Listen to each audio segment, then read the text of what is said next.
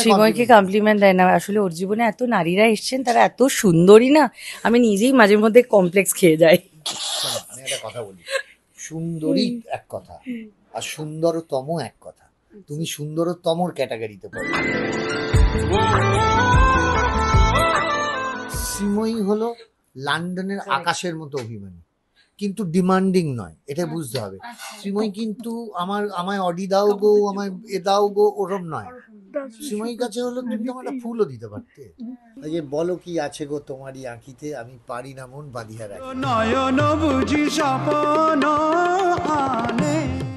কাঞ্চনকে তো আমার পুরোটাই ভালো লাগে, নতুন করে ছোট্ট করে আসে না, আমার পুরো বিষয়টা আপাত মস্তকই আমার, আমি কাঞ্চনের প্রেমেই ডুবে থাকি। হ্যাঁ একদম, মানে সব সময় কোনো কাজ করলেও মাঝে মাঝে বাড়িতে থাকলে ঘুরে তাকিয়ে না কি করছি দেখে। দেখেছি রূপসাগরে মনের মানুষ কাঁচা সোনা, কত সোনা, কাঞ্চন নামের অর্থ সোনা। ওরে শাবাশ, কি আওয়াজ।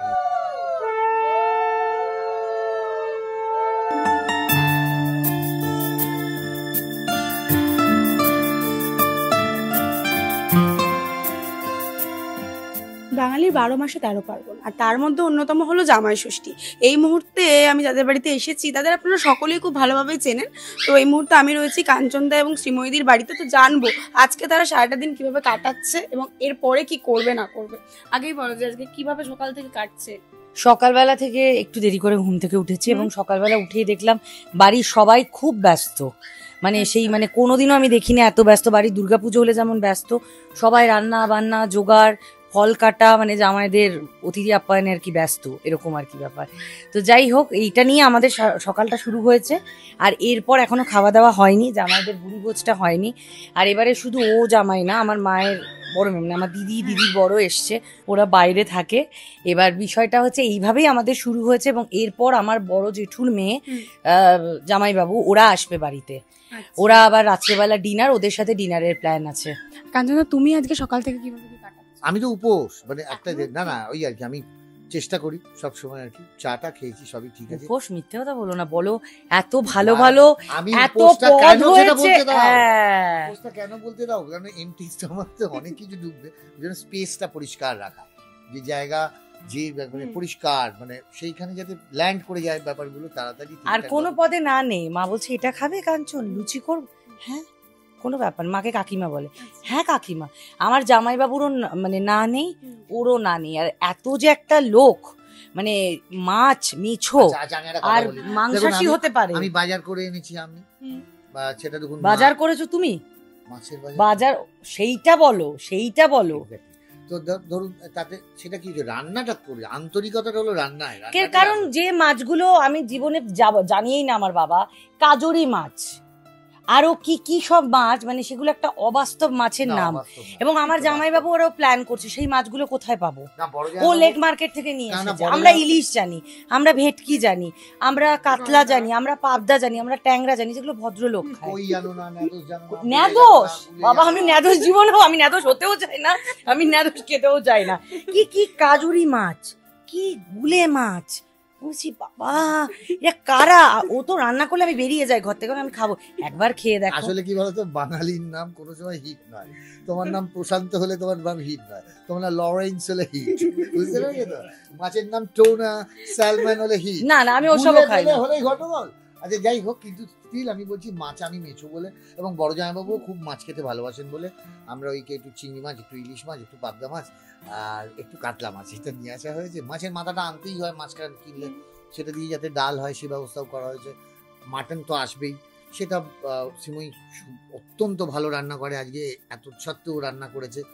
হ্যাঁ, আর আমরা কনসেন্ট্রেট করছি, বড় যাবো ও ঘরে কনসেন্ট্রেট করছি, আমি এই ঘরে কনসেন্ট্রেট করছি, একটু কাজের মধ্যে থাকছি যাতে খিদেটা অনুভব না হয়। মানে পেয়েছে। এবার কাকিমা, মানে আমার শাশুড়ি মা, তার অনেক রিচুয়ালস আছে, এদের বাড়ি অনেক কনজারভেটিভ, অনেক পুরনো, ওদের দুর্গাপুজো হয় বাবা মা দুদিকেই, তো ওদের অনেক রিচুয়ালস আছে, সেই ফল তুলে দেওয়া, বাতাস করা ইত্যাদি, সেই জন্য বসে আছি। শ্রীময়ীদি এত সুন্দর করে সেজেছে, কিছু কমপ্লিমেন্ট দিয়েছে? আমি কি খারাপ চেয়েছি? না তুমি খারাপ সাজো, আমায় কমপ্লিমেন্ট দিয়েছে। আমি তো সব সময় শ্রীময়কে কমপ্লিমেন্ট দেয় না, আসলে ওর জীবনে এত নারীরা এসছেন, তারা এত সুন্দরী না, আমি নিজেই মাঝে মধ্যে কমপ্লেক্স খেয়ে যাই। আমি একটা কথা বলি, সুন্দরী এক কথা আর সুন্দরতম এক কথা, তুমি সুন্দরতমর ক্যাটাগরিতে পড়ো, সুন্দরীতে আমি পড়ো কি না। পদ্ম না গোলাপ? হ্যাঁ, গোলাপ লোকের ভালো লাগে, আর তুমি- পদ্ম পুজোয় ব্যবহার হয়। তুমি পারিজাত পারিজাত বুঝেছো? এগুলো বোঝার চেষ্টা করো। আমিও তো অ্যাঙ্কারি করি, জাগে এটা কথা না।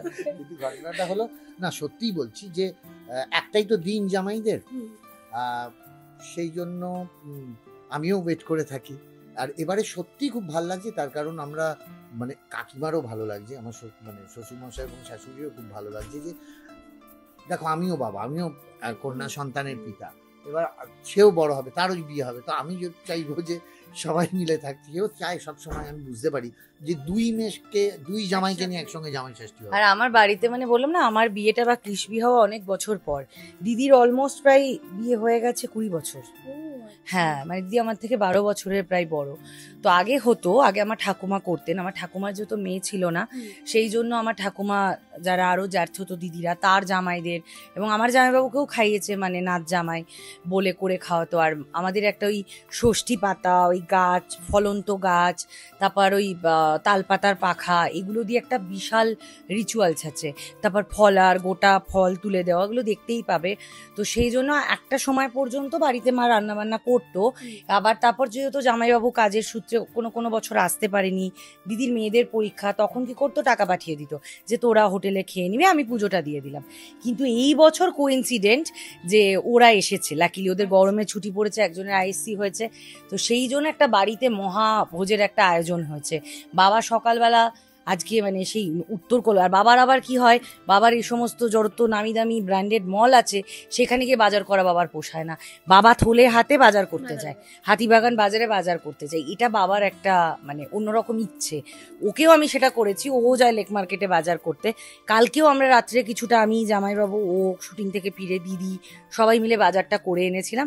এবার সকাল থেকে ফাইনালি সব হয়েছে, মা কিছু পদ আমি কিছু পদ রান্না, দিদি যেটা বলছিলাম এইভাবেই হয়েছে। তুমি কি রান্না করেছো? আমি মাটনটা করে, আমি ভেবেছিলাম কিছুই করবো না আজকে, ঘুমাবো আর সাজবো, কিন্তু ও যা শুরু করেছে আমার কৃষ্ণবির থেকেও বায়না করছে। না মা বলছে আমি করে দিচ্ছি, মা তো উপোস করে আছে, মা মানে জলও খাবে না মা, বুঝেছো? এবার যতক্ষণ না জামাইদের আশীর্বাদ না করছে, এবার ও বলছে না হবে না, তোকেই রাঁধতে হবে মাটনটা। বললাম ঠিক আছে আমি রান্না করছি, এবার খেয়ে বলবে কেমন হয়েছে। আচ্ছা, শ্রীময়ী রান্নাটা কেমন করে? শ্রীময়ী রান্না খুবই ভালো, খুবই ভালো করে, মানে মাটনটা সলিড, ওর হাতে শুঁটকি মাছের ঝুড়িটা সলিড, অনেক কিছুই করে। আর চিংড়ি মাছের মালাইকারি খাইয়েছে সেদিনকে, খুব মানে ওর রান্নার হাত সত্যিই খুব ভালো। আচ্ছা, এখন রান্না হ্যাঁ। সবাই ইউটিউব দেখে একটু রান্না বান্না করে টরে। আমি কিন্তু কোনোদিন রান্না জানতাম না, আমার লকডাউনে প্র্যাকটিস হচ্ছে রান্না করা। আমি ডালগোনা কফি বানাইনি, কিন্তু আমি রান্নাটা শিখে নিয়েছি। সত্যি কথা, মানে এইটা আমার মানে খুব ব্লেসিং বলতে পারো। আমি আমার বাড়িতে কিছু না কিছু হলেই আমি রান্না করি, এবং রান্নাটা কিন্তু ওই স্ট্রেস আউট করার জন্য বা রিলিফ করার জন্য, ওগুলোর জন্য নয়। কিন্তু ভালো হয়েছে, আমার খুব ভালো লাগে, খাওয়াতে স্পেশালি ভালো লাগে, এই হলো ব্যাপার। আচ্ছা, তুমি আজকে কাকিমাকে কি গিফট করছো? এখনো কিছু গিফট করিনি, করবে? করবো এখনো না, সেটা বলবো না, সেটা বলবো না, সারপ্রাইজ থাক। আচ্ছা, কৃষ্ণবি আসার পর তোমাদের জীবনে কি কি পরিবর্তন এসেছে যদি জিজ্ঞাসা করি? অনেকটাই পরিবর্তন। আমার ত্যাগ স্বীকার করতে হয়েছে। আমি আগে বিয়ের পরও যেরকম মেয়ে ছিলাম, বাচ্চা মেয়ে, ওরকমই বিয়ের পরও কোনোদিন ফিল করিনি কারো বাড়ির বউ। হ্যাঁ স্বাভাবিক, সেম প্রফেশনে আছি, যে সকালে উঠে তোমাকে কফি বানিয়ে দিতে হবে, ব্রেকফাস্ট করে দিতে হবে, বা শ্বশুর শাশুড়ি তারা মারছে ঘুম থেকে উঠে যেতে হবে, এরকম ব্যাপার ছিল না। কিন্তু কৃষ্ণবি আসার পর ধরো সেদিন আমি রিয়েলাইজ করলাম, অন্য সময় খিদে পেলে আমার মাথা ঠিক থাকে না, মানে সেটা একদম মানে গৃহযুদ্ধ বেঁধে যেতে পারে। এবার সেদিন ফুলকো লুচি, মা ছোলার ডাল ভেজে দিয়েছে, ওর খিদে পেয়েছে, ঘুম থেকে উঠে গেছে, ওই জন্য আমার লুচি নেতিয়ে গেল, কিন্তু আমাকে ওকে খাওয়াতে হলো। তো এটা কিন্তু একটা মানে স্যাক্রিফাইস এবং অনেক আনন্দ এর মধ্যে, এবং অনেকটা ডিসিপ্লিনড হয়ে গেছে জীবনটা। মানে এখন মেয়ে আছে বলে আগে যেগুলো অনায়াস করে ফেলতাম সেগুলো এখন আর করা হয় না। এটা স্যাক্রিফাইসও বলতে পারো, ডিসিপ্লিনও বলতে পারো। আচ্ছা, বাবা হিসেবে কাঞ্চনদাকে তুমি কত দেবে 10-এর মধ্যে? 10-এ 10, 100-তে 100 দিতে পারি। আর তুমি শ্রীময়ীকে মা হিসেবে কত দেবে? না, ওকেও আমি 10-এ 10। 10-এ 10 আমি নই গো, আমি আমার মা একদম সামলায়। সত্যি কথা বলতে এটা বাজে কথা বললো, কারণ আমার সাথে অ্যাটাচমেন্ট ডেফিনেটলি, আমি তো 14 ঘন্টা বাইরেই থাকতাম। ওর 3 মাস বয়স থেকে আমি কাজে চলে গেছি, তো ওকে আমি কতটুকু সময় দিতে পেরেছি। এবং লাকিলি আমার মেয়ে একটু দেরিতে ওঠে আর রাত্রে দেরিতে ঘুমোতে যায় আর কি, সেই জন্য রাত্রেবেলা আমার 6-7 ঘন্টা ওর জন্য। না, আমি আসলে ওর সঙ্গে থাকি, দেখুন অনেক ইন্টারেস্টিং কার্যকলাপ দেখতে পাই, আর এক একটা মাসে এক এক রকম ভাবে ডেভেলপমেন্ট হয়। তো সেইটা খুব হয়, কোনো সময় লাথালাথি হয়, কোনো সময় মারামারি হয়, কোনো সময় আমার চশমাটা ভেঙে দিল। হ্যাঁ, এখন মুখ ভর্তি আঁচড়। মুখ ভর্তি সেদিন আঁচড়। একজন ডিরেক্টর ওকে বললো, কি রে এই বয়সে কি মারধর খেলি নাকি, এত আঁচড় কেন? না, আমার বললো কি ব্যাপার, মুখের মাচুরের দাগ বললো কি মহিলার ব্যাপার? হাতে, বললো হ্যাঁ হ্যাঁ, মহিলার হাতে, মহিলার কিন্তু একদম ছোট 6 মাসের মহিলার হাতে। মাসের মহিলার হাতে খেয়েছে, তো আমার মেয়ে তো বলে ওমা, তাই বললাম হ্যাঁ, আর ব্লেডের মতো ধার আছে। ওই আর কি, সব এখন যা হাতের কাছে পায় খেয়ে ফেলে। মানে ধরো কোনো একটা পিম্পল বেরলো, ওর তো মানে যৌবন একদম তরতাজা আর কি, একদম টাটকা টাইপের। তো যদি কোনো পিম্পলস হলো, আমার মেয়ে প্রথমে এটা খুঁজে দেয় এরকম করে। এটা যে আমি কি হচ্ছে নাকি অসভ্যতাম, নাকটাও কি মনে করে আমি জানি না। কাঞ্চন কোলে নিয়ে, আমি একটা ভিডিও ছেড়েছি, কাঞ্চন কোলে নিলে ওর নাকটা আগে গিয়ে এরম করে। তাহলে কি নাকটা করছে? খেয়ে ফেলে। হ্যাঁ, ও খাবে আর কি নাকটা, ও মনে করে এত বড় নাক। ও নাক নাড়কে সিঙ্গারা ভাবে বোধহয়, আমি শিওর। আর নরম, ও খেয়ে খুব মজা পায়, আর ও খাওয়ায়। আর ছি ছি, যদি সর্দি টর্দি থাকে ভয়ঙ্কর ব্যাপার। বাবা বাবা ব্লাশ করছে, বাবা কি আজকে আমাকে কি আওয়াজ দিয়েছে। আমি একটু রেডি হয় না, বলছে দেখো চকচক করছে, তুমি এই বয়সে সাজছো, আমাকে এই বয়সে সাজতে হয় না। এমনি ন্যাচারাল একদম গ্ল্যামার। একদম ন্যাচারাল। দেখো না, তুমি বলো। এইটা হচ্ছে আমার মা, যে না থাকলে আমরাই পৃথিবীতে আসতাম না। আর এইটা হচ্ছে আমার পচা লোক, আমার জামাই বাবু। আর এইটা হচ্ছে আমার দিদি, যে সর্বদা আমার সাথে শত্রুতা করে চলে। আর এইটা হচ্ছে আমার ছোট্ট বঞ্জি, ওর নাম হচ্ছে সৃঞ্জিনী চৌধুরী। আর এইটা হচ্ছে আমাদের আর একটা সন্তান, ওর নাম শ্রেয়া, আর একটা এখন ওখানে আছে। এবার বলো। আচ্ছা এবার বলো, এই যে বললে যে দুজনে মানে সমস্যা সময় দুষ্টুমি করে, দিদি কি দুষ্টুমি করেছে? দিদির দুষ্টুমিটা হচ্ছে দিদি হচ্ছে ছোটবেলা থেকে হয় না, আমার থেকে 12 বছরের বড়। এবার ওর স্বভাবতই একটা গার্জেনশিপ অ্যাটিটিউড চলে এসছে। এবার মা যত না বলতো, এবার স্বাভাবিক ও যখন আমাকে নিয়ে যেত কোথাও, তখন আমি ওর সমস্ত কুকীর্তির খবরগুলো বাড়িতে ফাঁস করে দিতাম সরলভাবে। সেই রিভেঞ্জটা পরবর্তীতে নিল যখন আমি স্কুল লাইফ, যখন সদ্য মনে লাড্ডু ফুটছে ওটার মধ্যেই 20টা উগড়ে দিল। এই হচ্ছে আমার দিদি। মানে কিছু হোক না হোক, দিদিকে বলা হতো মানে লেডি ডন আর কি টাইপের। এত রাগ, মানে একটা ছেলে চিঠি লিখে দিয়েছিল, দিদি তাকে ছাতা ছুঁড়ে দৌড়লো, এই ট্রাম লাইন থেকে ও ট্রাম লাইন, আমার উত্তর কলকাতা, তখন ধরো ক্লাস 8-9 গল্প বলছি। আর আমার জামাইবাবু হচ্ছে মানে উনি হচ্ছেন পুলিশে চাকরি করেন, উনি একজন ভালো পদে রয়েছেন, কিন্তু আমার জামাইবাবু হচ্ছে প্রচন্ড শান্ত। আর আমরা দুই মেয়ের যা গলা, মোটামুটি ও বলে 75 ডেসিমেল, মানে আমরাই কাঁপি, পুরো উল্টোটা হয়ে গেছে, কে পুলিশ আর কে বাড়ি, পুরো মিলেমিশে এক। শ্রীময়ী কি খুব অভিমানী? হ্যাঁ, সরি জোরে বলে ফেলেছি। শ্রীময়ী হলো লন্ডনের আকাশের মতো অভিমানী, কিন্তু ডিমান্ডিং নয়, এটা বুঝতে হবে। শ্রীময়ী কিন্তু আমায় অডি দাও গো, আমায় এ দাও গো, ওরম নয়।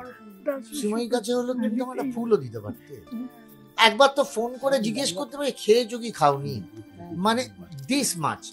ও সাংঘাতিক অভিমানী।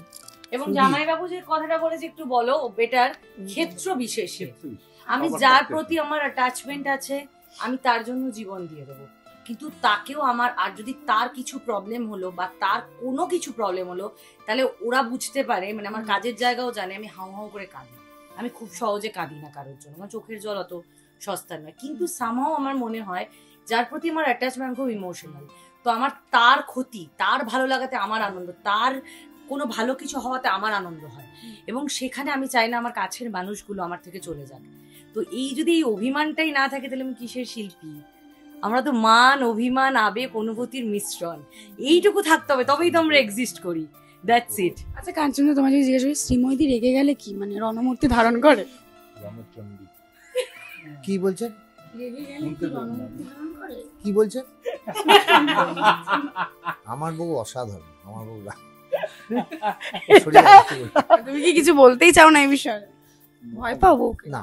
হ্যাঁ, আমি আমার কথা বাদ দিই, এক সেকেন্ড না তো। হ্যাঁ, যেদিন তো তোমার বয়ফ্রেন্ড আছে ডেফিনেটলি, আন্টিকে ডেকে দে বাবু। তারপর যেদিন তুমি ঘর করবে, সেই দিন দেখবে তোমার পুরো বাড়িটা কাঁপছে, পুরো তুমিই বস, এটা থাকতে হবে। আমাকে তুমি ওটাও ক্ষেত্র, আমি একটা বিবাহিত পুরুষ দেখিয়ে দাও যে তার বউকে ভয় পায় না। জীবিত আর একটা বিবাহিত পুরুষ যে তার বউকে ভয় পায় না। ওসামা বিন লাদেন থেকে তাই বলছো? একদম আমি গর্ব করে বলি আমার স্ত্রীকে আমি ভয় পাই। আমি গর্বিত। ক্যামেরার সামনে আমাকে প্রথম ভয় পেয়েছি, দ্বিতীয় যাকে ওবে আর ভয় পেয়েছিল, দ্বিতীয়কে তুমি বলছো ন তোমার স্ত্রীকে। আমি যেটা গর্ব করে বলি, আপনি জানবেন যতদিন আপনি স্ত্রীকে ভয় পাচ্ছেন জীবনে সংসারে শান্তি এবং ডিসিপ্লিন আছে। একদম একদম। যেদিন ভয় পাচ্ছেন না, সেদিন থেকে জানবেন আপনার কিন্তু নোটিশ নড়ে চড়ে যাচ্ছে। কাউকে বলতে হবে না, কানা মনে মনে জানা, কিন্তু আমি বলছি একটাই জিনিস আমি বলবো, দেখো মানুষ কখন ভয় পায়, যখন তুমি অন্যায় করবে, অন্যায়কে আশ্রয় নেবে, অন্যায়ের আশ্রয় নেবে, তখনই মানুষ ভয় পায়। তো সেখানে যদি তুমি অন্যায় না করো, তুমি ন্যায়ের পথ অবলম্বন করে চলো, তাহলে তুমি কোনোদিন করবে না। আর আমার দুটো জিনিস কাঞ্চনকে বিয়ের পর আমি বলে দিয়েছিলাম, একদম জিজ্ঞেস করো, আমি বলেছিলাম আমরা দুজনেই অভিনেতা অভিনেত্রী, আবার তোমার কাছে আমার জীবনটা খোলা খাতার মতো, আমার প্রত্যেকটা চ্যাপ্টার পড়া হয়ে গেছে, নতুন করে চ্যাপ্টারের কে কি বললো, ওই চ্যাপ্টারে কি ছিল আমার দরকার নেই। কিন্তু আমি কান দিয়ে দেখি না, আমি চোখ দিয়েই দেখি। কিন্তু কোথাও কিছু যদি ঘটে, সেটা you should very honest to me. এটা আমার ক্ষেত্র, আমার যদি কাউকে মানুষের তো রক্ত মাংস করা মানুষ, যদি কোথাও, আমার মনে হয় এই স্বচ্ছতাটা প্রত্যেকটা স্বামী স্ত্রীর মধ্যে থাকা উচিত। এটা ভয় না, এটা একটা শ্রদ্ধা, সম্মান, আন্ডারস্ট্যান্ডিং। যদি তোমার মধ্যে সেই ট্রান্সপারেন্সি না থাকে, সম্পর্কগুলো আজকে তৈরি হচ্ছে, কালকে ভেঙে যাচ্ছে। আর কাঞ্চন আর আমার সম্পর্ক টাচউড, এটাও উড়ের, কাঞ্চন আর আমার সম্পর্কে এমন কোনো আলোচনা নেই যে আমরা দুজনে দুজনের সাথে শেয়ার করি না। কাকে ভালো লাগলো, কাঞ্চনের কাকে ভালো লেগেছিল, কোন জিনিসটা ভালো লেগেছিল, সেটাও আমরা একসাথে আলোচনা করি। এটাই হওয়া উচিত। আমরা এখনো স্বামী স্ত্রী বলি না, সই করেছি, অবভিয়াসলি আমরা দুজন ভালো বন্ধু। আমাদের এই বছরটা এলে, রাখি পূর্ণিমা এলে, আমাদের 15 বছর বন্ধুত্বের বছর কমপ্লিট হবে। তো that should be very important আজকালকার দিনের রিলেশনশিপ। এবং এটা ওদের ক্ষেত্রে, ওদেরও হয়তো 10 বছরের ডিফারেন্ট, অনেক কম বয়সে, দিদির অনেক কম বয়সে বিয়ে হয়ে গেছে, আরে 21 বছর হয়ে গেল বিবাহিত। হ্যাঁ, তাহলে কেন আর +6 মানে +5, এটা বলিনি, 5 বছরের ডেটিং আর কি। ছিল। এবং তখনকার ডেটিং ফোন ছিল, ল্যান্ডলাইন ছিল। তো এই সম্পর্কের পিওরিটি 21 বছর কজন দেখে এখন, তুমি ভাবো না। তো সেই ক্ষেত্রে ওরা তো এই জেনারেশনই, মানে এই জেনারেশন না হলে এর আগে, খুব একটা পুরনো তো না, কিন্তু এই যে ট্রান্সপারেন্সি, ঝগড়া হবে, মানে কি বলবো, এক জায়গায় বাসন বাজবে, তোমার মুখ দেখা দেখি বন্ধ হয়ে যেতে পারে, কিন্তু at the end of the day কেউ কারো ক্ষতি চায় না। আর সম্পর্ককে রাস্তায় না, দ্যাট শুড বি ভেরি। কাকিমার কাছে যাবো, দুই জামাইকে নিয়ে জামাই ষষ্ঠী, কতটা মানে ভালো লাগার এটা। খুবই ভালো লাগার কথা। আমি তো হ্যাঁ, খুবই ভালো লাগছে, কারণ দুই জামাই পাশাপাশি, হয়তো ও ছুটি পায় না, কোনো সময় কাঞ্চন কাজের ব্যস্ত থাকে, ওর বাইরে থাকে শুটিংয়ে, আজ আমার একসাথে খুব দুজন। মন খারাপ না হয়েছিল। না, মন খারাপ হয়নি। আগেরবারে কৃষ্ণকে পেটে নিয়ে জামাই ষষ্ঠী করতে এসেছিল, কাঞ্চনের নতুন ছবির, সত্যি বলে সত্যি কিছুটা ছবির শুটিং ছিল। আমিও খুব আপসেট হয়েছি, এটা মেনে নিয়েছি, আমরা সেম প্রফেশনাল, যদি আমায় ছুটি না দিত। কিন্তু রাত্রে যখন কাঞ্চন 12:30টার সময় গেল, হলো মা মুখে হাসি নেই কেন? না তোদের জন্য তো উপোস করে সকাল থেকে বসে আছি, ঠিক আছে আয়, তোদের নিয়মেই আমি চলবো। মা ভেবেছিল দুপুরবেলা ঘটা করে, আর কি হয়নি সামাও। তো গিয়ে খাওয়া দাওয়াটা প্রচুর হয়েছে। এবং আরো মায়ের দুঃখ যে মায়ের বড় জামাই আর বড় মেয়ে আসেনি, ওই যে ঝগড়া চলছিল, তুই একটু দিদিকে বললা, দিদি বলছে না বোন না বললে ডাক বল, বলছে তুই তো আমার বাপের বাড়িতে হয়েছিল আগেরবারে। আর মায়ের আজকে একটু আফসোস ছিল, সকাল থেকে বেচারা খুব ভালোভাবে রেডিও হচ্ছিল না, তার কারণ হচ্ছে মা না বাপের বাড়িতে এই অনুষ্ঠানগুলো করতে খুব পছন্দ করে, জামাই ষষ্ঠী, মায়ের নিজের শ্বশুর বাড়িতে, আমার বাপের বাড়িতে, তো এটা খুব পছন্দ করে। মা ওখানে ষষ্ঠী পাতে, ফলন্ত গাছ তোমরা দেখেছো। তো সেই ক্ষেত্রে মায়ের একটা কোথাও মনে মনে হচ্ছিল যে আমার বাড়িতে করলাম না, সকালবেলা বাবা এসে সব বাজার টাজার করে দিয়েছে, আমরা সবাই মিলে গিয়ে কালকে হই হুল্লোড় করে বাজার করেছি আফটার প্যাক আপ। তো সেই জন্য তবে মায়ের এখন মন ভালো হয়ে গেছে। তারপর দিদি নাম্বার 1 খেলতে গেছে আজকে দেখাবেন তো, আজকে দেখবেন, মানে আজকে জামাই ষষ্ঠী 1 জুন, আমার মা আর কাঞ্চন প্রথমবার দিদি নাম্বার 1-এ গেছে এবং তারা উইনার হয়েছে। আমি 4 বার গেছি, মেয়ে গেছি, কাঞ্চনও বোধহয় হয়নি, কিন্তু সলিড এপিসোড হয়েছে, আমি খবর পেয়েছি, ব্যাস আর কি। আর আরেকটা জিনিস, তুমি একটু চোখ দিচ্ছিলে এক্ষুনি দিদির হাতে, এই যে রান্না বান্না নিয়ে আগে হাতটা দেখিয়ে নাও, রান্না যে করেছে কারেক্ট, একদম প্রমাণিত।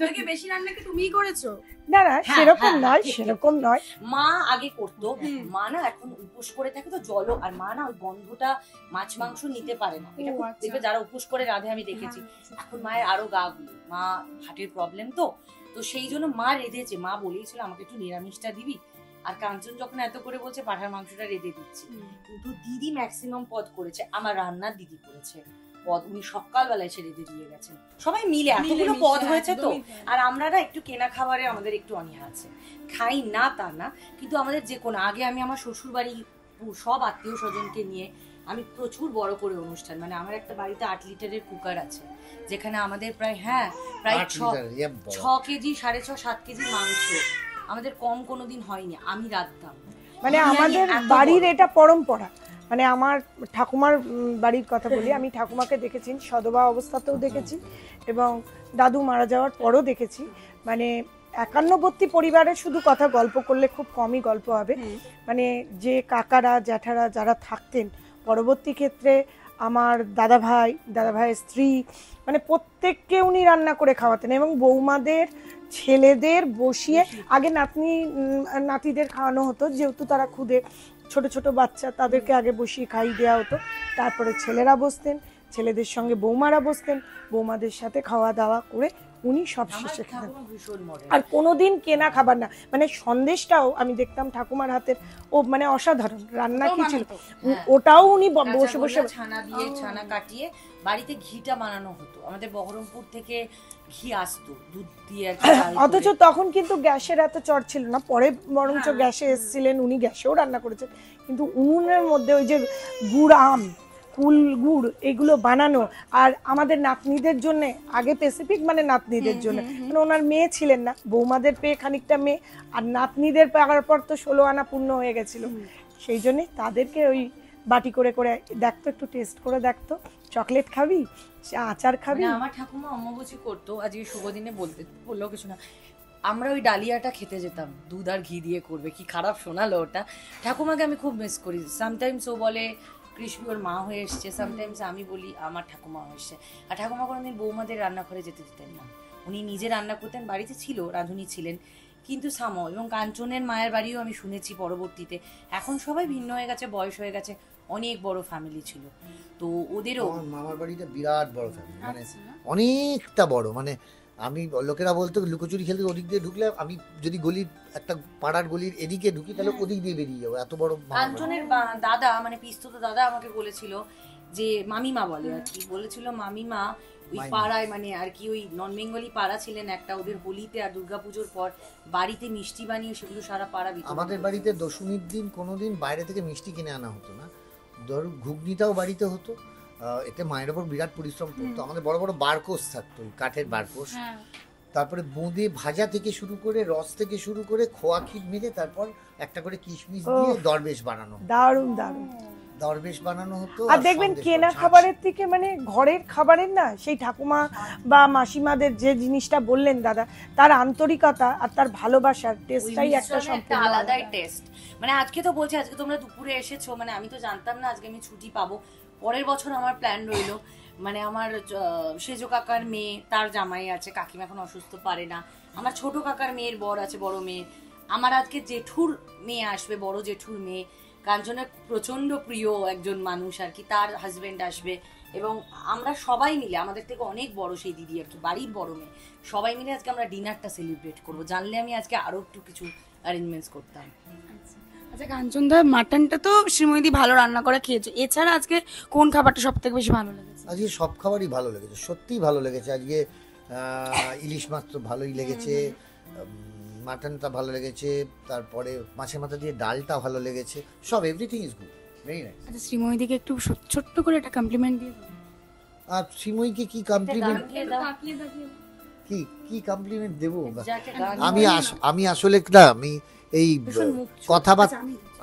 কথাবার্তার দিকে ভীষণ শাই, মানে আমি অত ওরকম ভাবে বলতে পারি না। ও বাবা, এই বাবা, লাজুক। আরডি বর্মনের একটা গান আছে, সেটাই আগেও গেয়েছিলাম, ভুলে গেছে। ওই আমাকে আগে মোবাইলে রিংটোন সেট করে দিয়েছিল, সেইটাই ওকে বলি যে বলো কি আছে গো তোমারই আঁখিতে, আমি পারি না মন বাঁধিয়া রাখিতে। Thank you.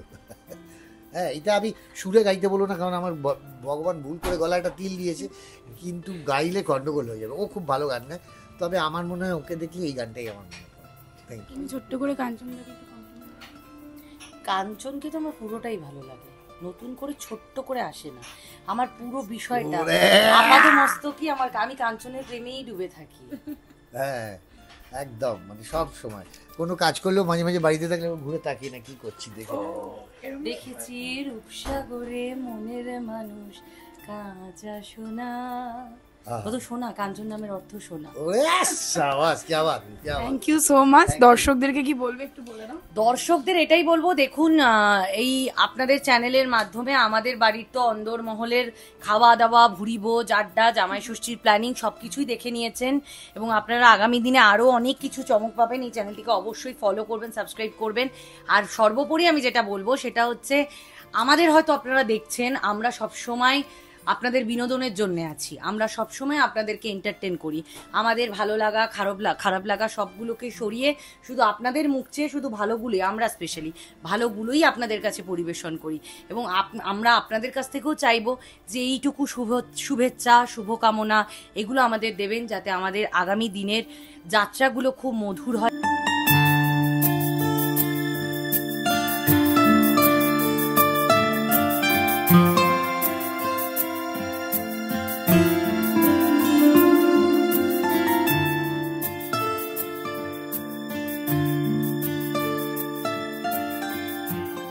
বলিউডের latest update, gossip and entertainment পেতে সাবস্ক্রাইব করুন শুধুমাত্র সিটি সিনেমা আর ফলো করুন সিটি সিনেমার Instagram, Facebook, Twitter and share chat page.